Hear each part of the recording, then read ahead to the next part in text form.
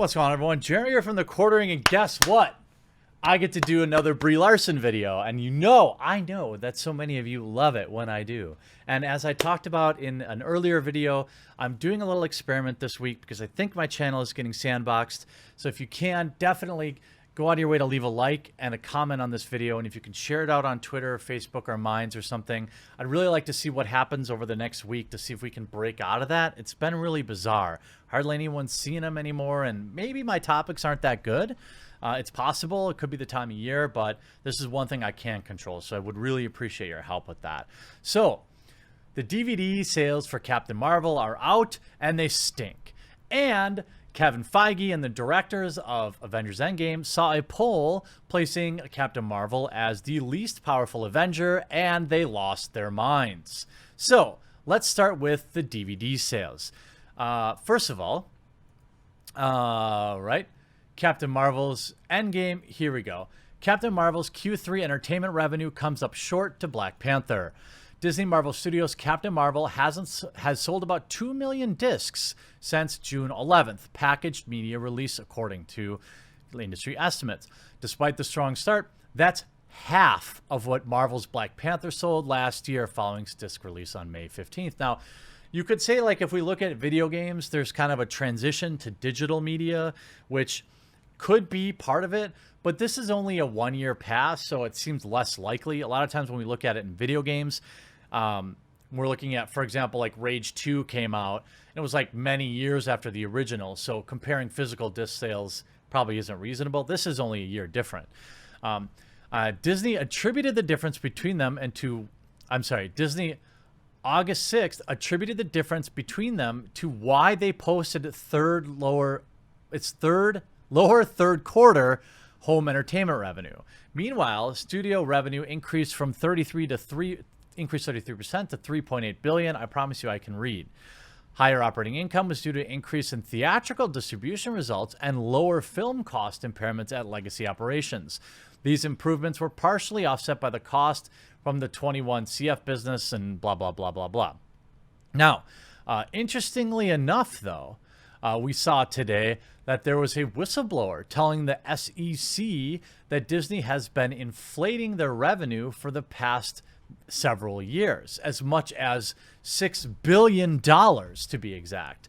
Sandra Kuba, who worked for 18 years in Disney's revenue operations unit before being fired in 2017, said the filings reviewed by MarketWatch that the company revenue was overreported by as much as $6 billion in a single year. The exaggerated figures she claimed were arrived at through several means, including recording made-up revenue from free rounds of golf, guest promotions, or recording the full face value of $500 gift cards, even if the guests paid significantly discounted rate. Exploiting weaknesses in the company's accounting software enabled the inaccuracies to remain undetected, she contended. Now, interestingly enough, there's a question. Remember, as Data Racer posts out, remember those empty Captain Marvel showings and theater managers reporting mysterious sold tickets not being used? If we go back, 25 prepaid tickets bought for each screening, none attended, 570 no-shows with no refunds. New reports of empty theaters at Captain Marvel add more to controversy, and you see all sorts of posts.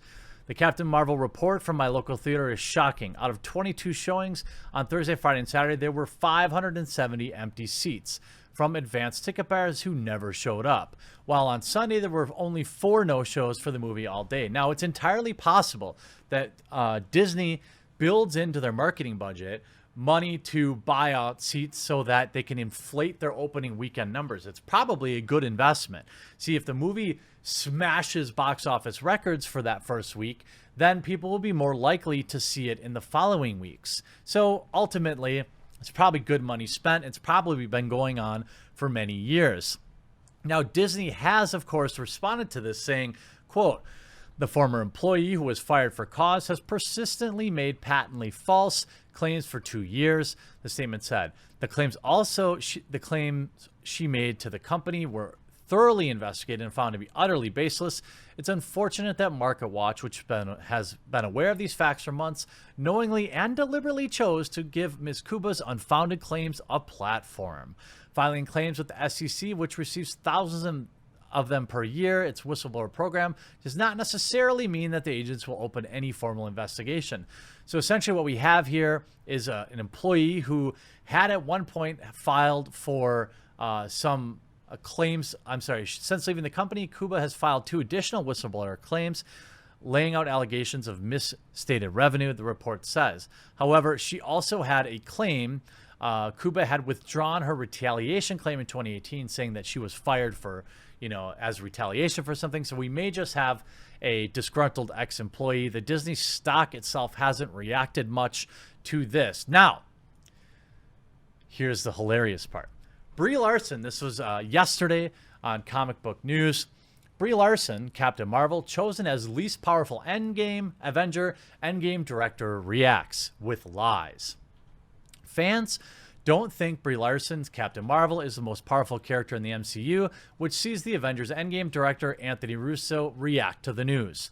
If you recall, Marvel Studios president Kevin Feige took a page out of Disney's Pinocchio prior to the release of Captain Marvel movie, offering that Carol Danvers is the most powerful character in the MCU, meaning more powerful than Thanos, Hulk, Doctor Strange, Thor, Scarlet Witch, everybody else.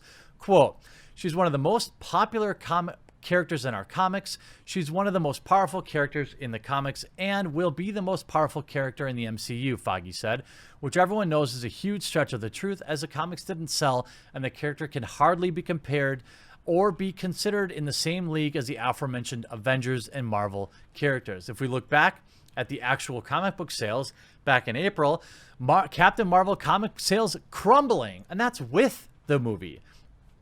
Prior to the release of the movie, Kevin Feige went on record stating Captain Marvel was one of the most popular characters in comics. However, once again, Feige is dead wrong. With the publication of its 3rd issue, Captain Marvel series, which has been relaunched over a half dozen times, is crumbling and is already approaching cancellation numbers. According to Comic-Con, its monthly sales for the 3rd issue are at just 30,000 units. The sales for issue 3 mark a massive drop, over 72% from the first issue, and a continued drop of nearly 20% of the second issue. Assuming the trend continues, look for the latest Captain Marvel relaunch to have failed. Back on to this. Regarding Anthony Russo, during a promo for the Avengers Endgame movie, directors Joe and Anthony Russo fielded questions on Twitter, which Wired recorded. One of the questions, happened to be a poll asking who the most powerful of the Avengers would be. Well, Brie Larson as Captain Marvel received the least votes with only 6%, which saw Anthony Russo react to and frown. Check it out. You can see his face right here. If you watch the video, you can see here. All right, let's settle this once and for all. Who is the most powerful Avenger? There seems to be some sort of poll here where Scarlet Witch got 23%, Captain Marvel got 6%.